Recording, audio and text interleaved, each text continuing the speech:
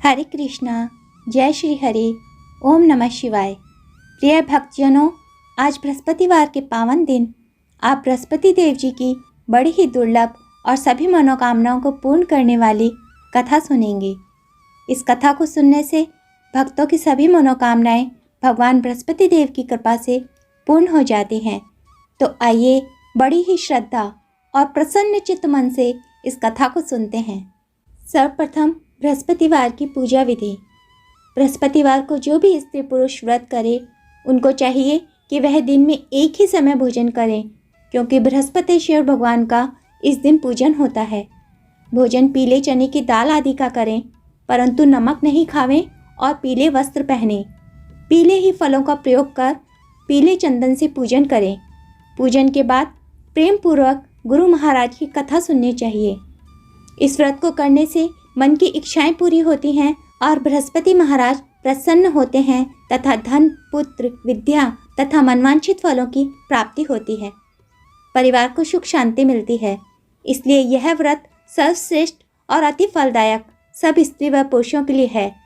इस व्रत में केले का पूजन करना चाहिए।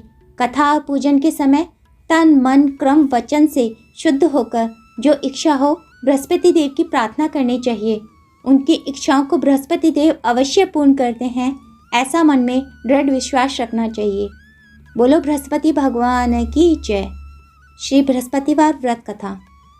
भारतवर्ष में एक राजा राज्य करता था। वह बड़ा प्रतापी और दानी था। वह नित्य गरीबों और ब्राह्मणों की सहायता करता था। यह बात उसकी रानी को अच्छी नहीं लगती थी। वह न गरीबों को दान देती थी, न ही भगवान का पूजन करती थी और राजा को भी दान देने से मना किया करती थी। एक दिन राजा शिकार खेलने वन को गए हुए थे तो रानी महल में अकेली थी। उसी समय बृहस्पति देव साधु के वेश में राजा के महल में भिक्षा के लिए गए और भिक्षा मांगी। रानी ने भिक्षा देने से इनकार कर दिया और कहा, हे साधु महाराज, मैं तो दान पुण्य से तंग आ गई हूँ। मेरा पति सारा धन लुटाता रहता है। मेरी इच्छा है कि हमारा धन नष्ट हो जाए, फिर न रहेगा बांस और न बजेगी बांसुरी। साधु ने कहा, देवी तुम तो बड़ी अजीब हो।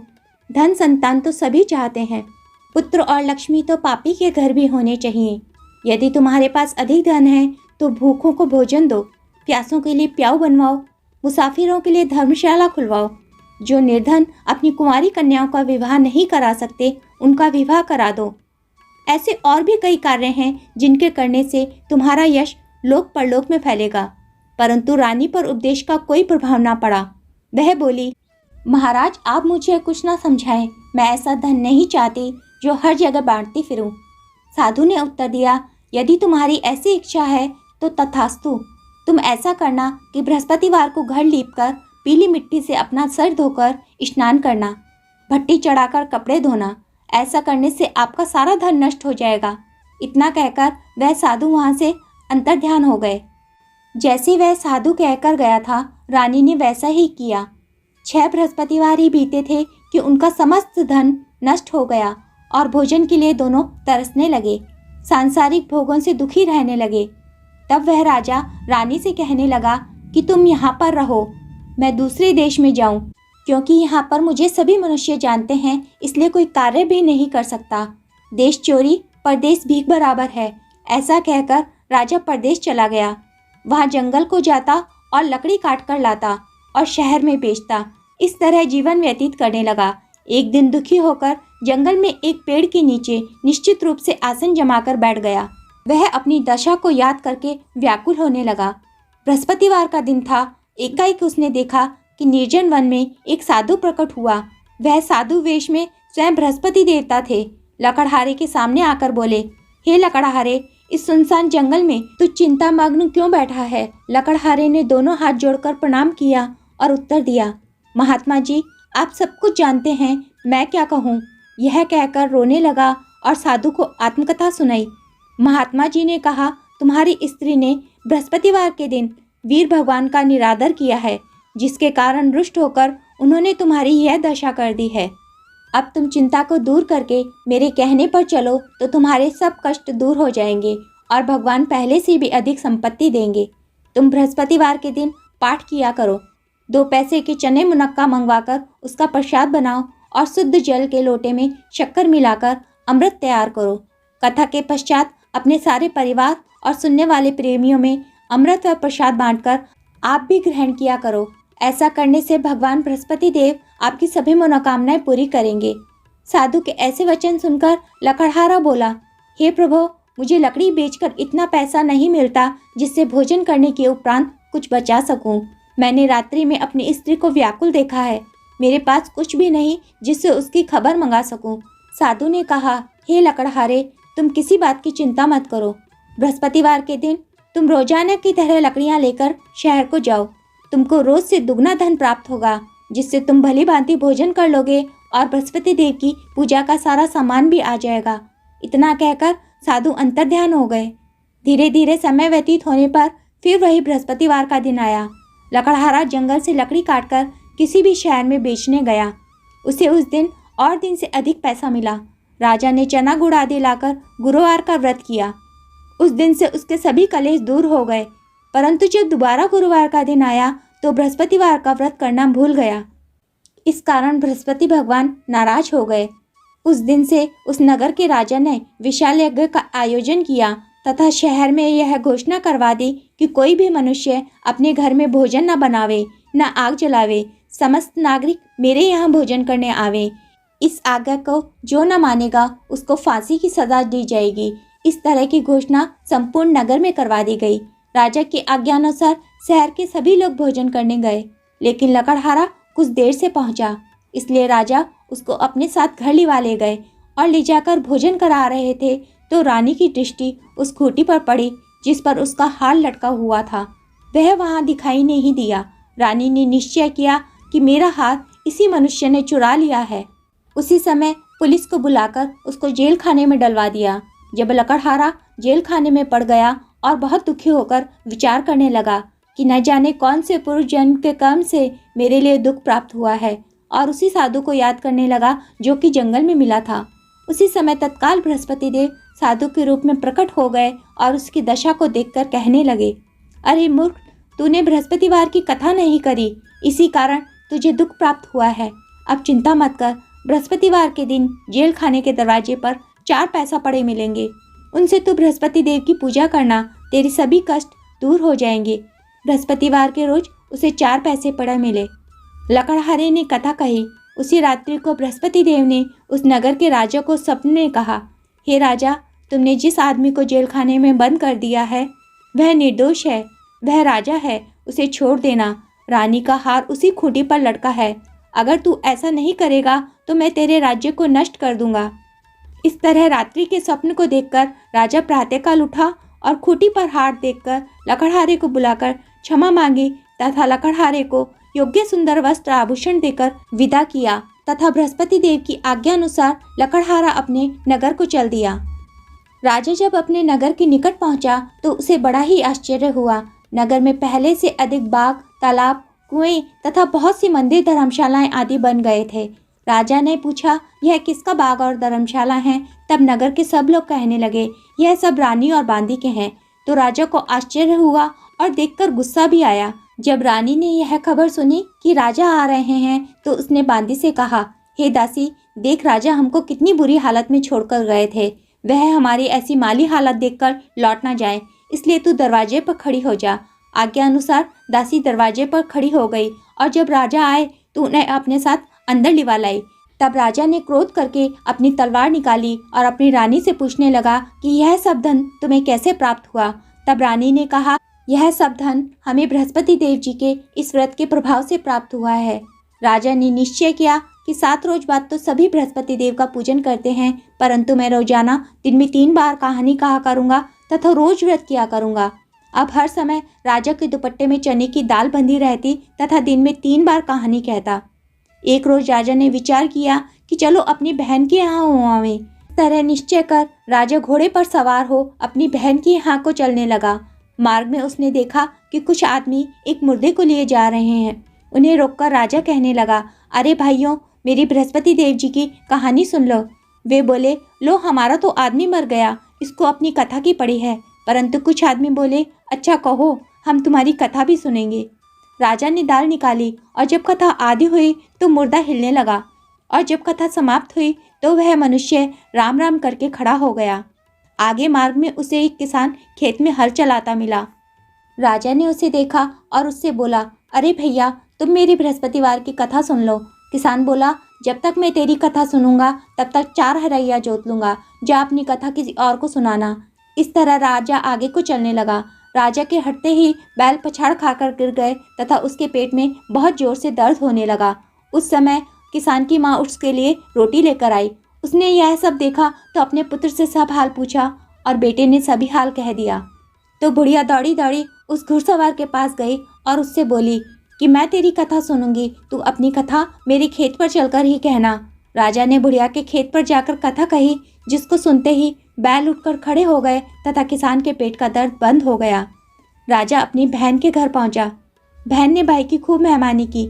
दूसरे रोज राजा प्रातःकाल जगा तो वह देखने लगा कि सब लोग भोजन कर रहे हैं। राजा ने अपनी बहन से कहा कि ऐसा कोई मनुष्य है जिसने भोजन नहीं किया हो, मेरी बृहस्पतिवार की कथा सुन ले। बहन बोली, हे भैया, यह देश ऐसा ही है, पहले यहाँ लोग भोजन करते हैं, बाद में कोई अन्य काम करते हैं। अगर कोई पड़ोस में हो तो देखाऊं। वह ऐसा कहकर देखने चली गई, परंतु उसे ऐसा कोई व्यक्ति नहीं मिला जिसने भोजन न किया हो। अतः वह एक कुम्हार के घर गई जिसका लड़का बीमार था। उसे मालूम हुआ कि उनके यहाँ 3 रोज से किसी ने भोजन नहीं किया है। रानी ने अपनी भाई की कथा सुनने के लिए कुम्हार से कहा। वह तैयार हो गया। राजा ने जाकर बृहस्पतिवार की कथा कही, जिसको सुनकर उसका लड़का ठीक हो गया। अब तो राजा की प्रशंसा होने लगी। एक रोज राजा ने अपनी बहन से कहा, हे बहन, अब हम अपने घर को जाएंगे, तुम भी तैयार हो जाओ। राजा की बहन ने अपनी सास से कहा। सास ने कहा, हाँ चली जा, परंतु अपने लड़कों को मत ले जाना, क्योंकि तेरे भाई की कोई औलाद नहीं है। बहन ने अपने भैया से कहा, हे भैया, मैं तो चलूंगी, लेकिन कोई बालक नहीं जाएगा। राजा बोला, जब कोई बालक ही नहीं चलेगा तब तुम ही क्या करोगी। बड़े दुखी मन से राजा अपने नगर को लौट आया। राजा ने अपनी रानी से कहा, हम निर्वंशी राजा हैं, हमारा मुंह देखने का धर्म नहीं है और कुछ भोजन आदि नहीं किया। रानी बोली, हे प्रभु, बृहस्पति देव ने हमें सब कुछ दिया है, हमें औलाद भी अवश्य ही देंगे। उसी रात को बृहस्पति देव ने राजा से सपने में कहा, हे राजा, उस सभी सोच को त्याग दे, तेरी रानी गर्भ से है। राजा को यह बात सुनकर बड़ी खुशी हुई। 9वें महीने में रानी के गर्भ से एक सुंदर पुत्र पैदा हुआ। तब राजा बोला, हे रानी, स्त्री बिना भोजन के रह सकती है, बिना कहे नहीं रह सकती। जब मेरी बहन आवे तब तुम मुझसे कुछ मत कहना। रानी ने सुनकर हाँ कह दिया। जब राजा की बहन ने यह शुभ समाचार सुना तो वह बहुत खुश हुई तथा बधाई लेकर अपने भाई के यहाँ आई। तभी रानी ने कहा, घोड़ा चढ़कर तो नहीं आई, गधा चढ़ी आई। राजा की बहन बोली, भाभी, मैं इस प्रकार न कहती तो तुम्हें औलाद कैसे मिलती। बृहस्पति देव ऐसे ही हैं, जैसे जिसके मन में कामनाएं हैं सभी को पूर्ण करते हैं। जो सद्भावना पूर्वक बृहस्पतिवार का व्रत करता है एवं कथा पढ़ता है अथवा सुनता है और दूसरों को सुनाता है, बृहस्पति देव उसकी सभी मनोकामनाएं पूरी करते हैं। भगवान बृहस्पति देव उनकी सदैव रक्षा करते हैं। संसार में सद्भावना से भगवान जी का पूजन व्रत सच्चे हृदय से करते हैं तो उनकी सभी मनोकामनाएं पूर्ण करते हैं। जैसी सच्ची भावना से रानी और राजा ने उनकी कथा का गुणगान किया तो उनकी सभी इच्छाएं बृहस्पति देव जी ने पूर्ण की थी। इसलिए पूर्ण कथा सुनने के बाद प्रसाद लेकर जाना चाहिए। हृदय से उनका मनन करते हुए जयकारा बोलना चाहिए। बोलो बृहस्पति भगवान की जय। प्राचीन काल में एक ब्राह्मण था। वह बहुत निर्धन था। उसकी कोई संतान नहीं थी। उसकी स्त्री बहुत मलिनता के साथ रहती थी। वह स्नान न करती, किसी देवता का पूजन न करती। इससे ब्राह्मण देवता बड़े दुखी थे। बेचारे बहुत कुछ कहते थे किंतु उसका कुछ परिणाम न निकला। भगवान की कृपा से ब्राह्मण की स्त्री के कन्या रूपी रत्न पैदा हुई। कन्या बड़ी होने पर प्रातः स्नान करके विष्णु भगवान का जाप व बृहस्पतिवार का व्रत करने लगी। अपने पूजन पाठ को समाप्त करके स्कूल जाती तो अपनी मुट्ठी में जौ भरकर ले जाती और पाठशाला के मार्ग में डालती जाती। तब ये जौ स्वर्ण के हो जाते। लौटते समय उनको बीनकर घर ले आती थी। एक दिन वह बालिका सूप में उन सोने के जौ को फटक कर साफ कर रही थी कि उसके पिता ने देख लिया और कहा, हे बेटी, सोने के जौ को फटकने के लिए सोने का सूप भी होना चाहिए। दूसरे दिन बृहस्पतिवार था। इस कन्या ने व्रत रखा और बृहस्पति देव से प्रार्थना करके कहा, हे प्रभु, मैंने आपकी पूजा अगर सच्चे मन से की हो तो मेरे लिए सोने का सूप दे दो। बृहस्पति देव ने उसकी प्रार्थना स्वीकार कर ली। रोजाना की तरह वह कन्या जौ फैलाती हुई जाने लगी। जब लौटकर जौ बीन रही थी तो बृहस्पति देव की कृपा से उसे सोने का सूप मिला। उसे वह घर ले आई और उससे जौ साफ करने लगी, परंतु उसकी माँ का वही ढंग रहा। एक दिन की बात है, वह कन्या सोने के सूप में सोने के जौ को फटक कर साफ कर रही थी। उस समय उस शहर का राजपुत्र वहां से होकर निकला। इस कन्या के रूप और कार्य को देखकर राजकुमार मोहित हो गया तथा अपने घर आकर भोजन तथा जल त्याग कर उदास हो लेट गया। राजा को जब इस बात का पता चला तो अपने प्रधानमंत्रियों के साथ वह उसके पास गए और बोले, हे बेटा, तुम्हें किसी बात का कष्ट है, किसी ने अपमान किया है अथवा और कोई कारण हो सो कहो, मैं वही कार्य करूँगा जिससे तुम्हें प्रसन्नता हो।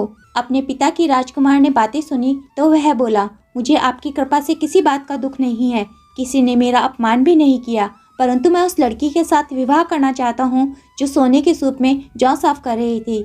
यह सुनकर राजा आश्चर्य में पड़ा और बोला, हे बेटा, इस तरह की कन्या का पता तुम ही लगाओ, मैं उसके साथ तुम्हारा विवाह अवश्य ही करवा दूंगा। राजकुमार ने उस लड़की के घर का पता बतलाया। तब मंत्री उस लड़की के घर गए और ब्राह्मण देवता को सभी हाल कह सुनाया। ब्राह्मण देवता राजकुमार के साथ अपनी कन्या का विवाह करने के लिए तैयार हो गए तथा विधि विधान के अनुसार ब्राह्मण की कन्या का विवाह राजकुमार के साथ हो गया। कन्या के घर से जाते ही पहले की भांति उस ब्राह्मण देवता के घर में गरीबी का निवास हो गया। अब भोजन के लिए भी अन्न बड़ी मुश्किल से मिलता था। एक दिन दुखी होकर ब्राह्मण देवता अपनी पुत्री के पास गए। बेटी ने पिता की दुखी अवस्था को देखा और अपनी माँ का हाल पूछा। तब ब्राह्मण देवता ने सभी हाल कहा। कन्या ने बहुत सा धन देकर अपने पिता को विदा कर दिया। इस तरह ब्राह्मण का कुछ समय सुखपूर्वक व्यतीत हुआ। कुछ दिन बाद फिर वही हाल हो गया। ब्राह्मण फिर अपनी कन्या के यहाँ गया और सारा हाल कहा तो लड़की बोली, हे पिताजी, आप माताजी को यहाँ लिवा लाओ, मैं उन्हें विधि बता दूंगी जिससे गरीबी दूर हो जाए। वह ब्राह्मण देवता अपनी स्त्री को साथ लेकर पहुँचे तो पुत्री अपनी माँ को समझाने लगी, हे माँ, तुम प्रातःकाल प्रथम स्नान आदि करके विष्णु भगवान का पूजन करो तो सब दरिद्रता दूर हो जाएगी। परंतु उसकी माँ ने एक भी बात नहीं मानी और प्रातःकाल उठकर अपनी पुत्री के बच्चों की झूठन को खा लिया। इससे उसकी पुत्री को और भी अधिक क्रोध आया और उसने एक रात कोठरी से सभी सामान निकाल दिया और अपनी माँ को उसमें बंद कर दिया। प्रातःकाल उसमें से उसे निकाला तथा स्नान आदि करा के पाठ करवाया तो उसकी माँ की बुद्धि भी ठीक हो गई और फिर प्रत्येक बृहस्पतिवार को व्रत रखने लगी। इस व्रत के प्रभाव से उसकी माता तथा पिता बहुत ही धनवान और पुत्रवान हो गए और बृहस्पति जी के प्रभाव से इस लोक के सुख भोग कर मरने पर स्वर्ग को प्राप्त हुए। बोलो बृहस्पति भगवान की जय, बोलो विष्णु भगवान की जय। ओम जय बृहस्पति देवा, स्वामी जय बृहस्पति देवा, छिन छिन भोग लगाऊं, छिन छिन भोग लगाऊं, कदली फल मेवा। ओम जय बृहस्पति देवा, तुम पूर्ण परमात्मा, तुम अंतरयामी, स्वामी तुम अंतरयामी, जगत पिता जगदीश्वर, जगदीश्वर तुम सबके स्वामी।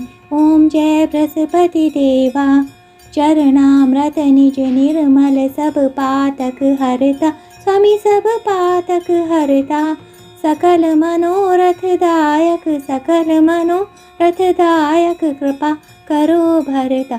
ओम जय बृहस्पति देवा, तन मन धन अर्पण कर, जो जन शरण पड़े, जो जन शरण पड़े, प्रभु प्रकट तब होकर, प्रभु प्रकट तब होकर, आकर द्वार खड़े। ओम जय बृहस्पति देवा, दीन दयाल दयानिधि, भक्तन हितकारी, स्वामी भक्तन हितकारी, पाप दोष सब हरता, पाप दोष सब हरता, भव बंधन हारी। ओम जय बृहस्पति देवा, सकल मनोरथ दायक, सब संशय तारो, स्वामी सब संशय तारो, विषय विकार मिटाओ, विषय विकार मिटाओ, संतन सुखकारी।